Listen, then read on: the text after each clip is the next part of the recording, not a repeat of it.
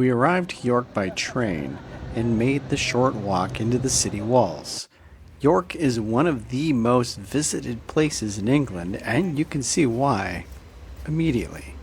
The old stone walls, the historic buildings, and the streets, it's all right there, right away. We stayed at the Watergate Inn, one of York's oldest hospitality venues. We released a separate accommodation video with more details if you're interested in that side of the trip.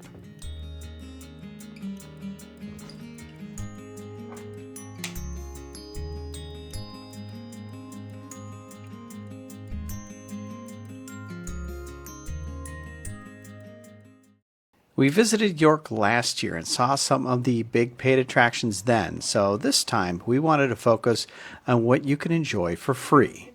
York is beautiful, but it's also a city where most of the major sites come with an admission fee. As budget travelers, we lean into the things that don't cost anything, and York has a few things to see. With our bags dropped off at our accommodation, we headed out to explore. York is the kind of city where even your first steps feel like a history lesson.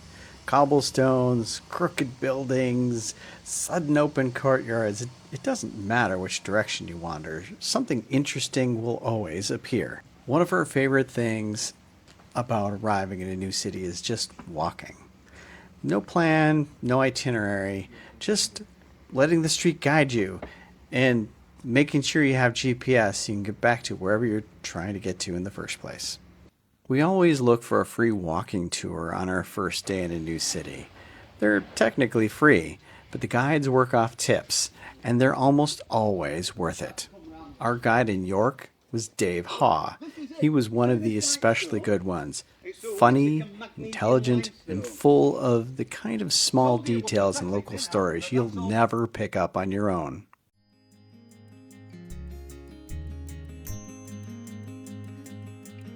We started at the Guy Fawkes Inn for a bit of backstory behind the man himself, then made our way through the grounds of the York Minster and St. William's College.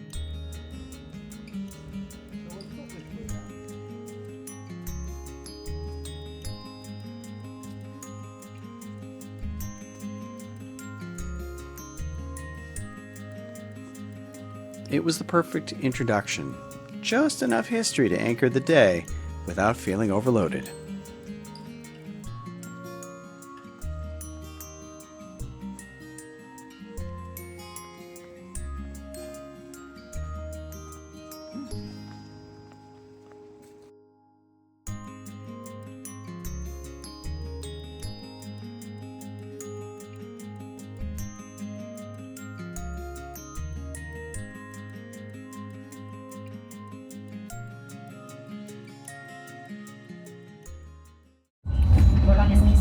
So it's November 5th, which is Guy Fawkes Day, and also Bonfire Night.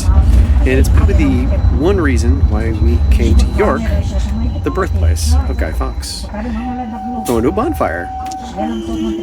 We hopped on a bus and made our way to the celebration at the Acorn Rugby Club.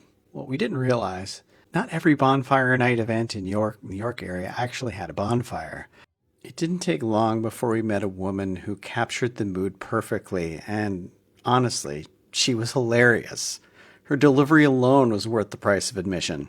This is lame, and I feel like this has been built up and there's 2 rides, and also if the fireworks don't sweep me off my feet, I want my £4 back. £4, 4 blood clot pounds, and then I bought pancakes in there, 8 bomber clot pounds the pancakes were, and they were only small.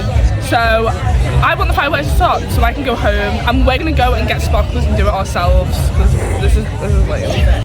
Even without a bonfire, the evening had a lot of fun local energy to it. We waited to watch some fireworks and then decided to leave a little early to avoid the crush of people heading back into town. That meant we practically had the bus to ourselves on the way home.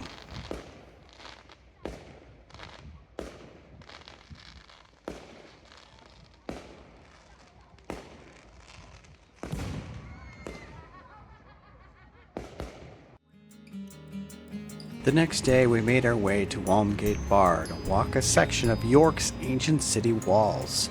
If you're visiting York on a budget, this is one of the absolute highlights. It's completely free, and the views are pretty incredible. Rooftops, gardens, people's backyards, church spires, and the layers of medieval history that shaped the city.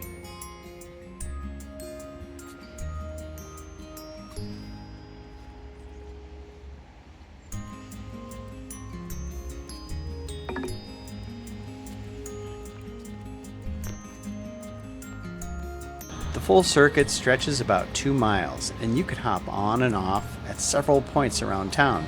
It's one of the simplest, most rewarding ways to experience York.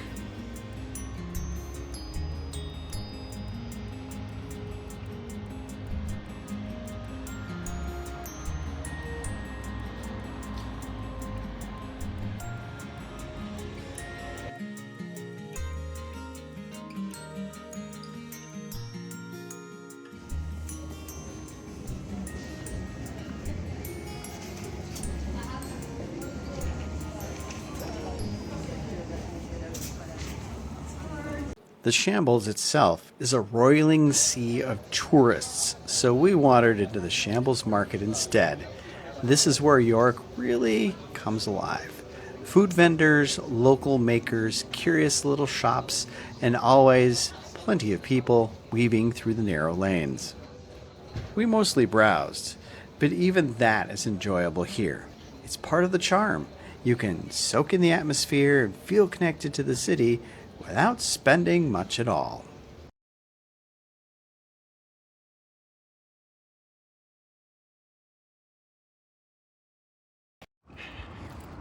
Now it's travel day again, and never gets old. We're headed to York train station and off to Leeds, where we'll catch a flight tomorrow to Dublin.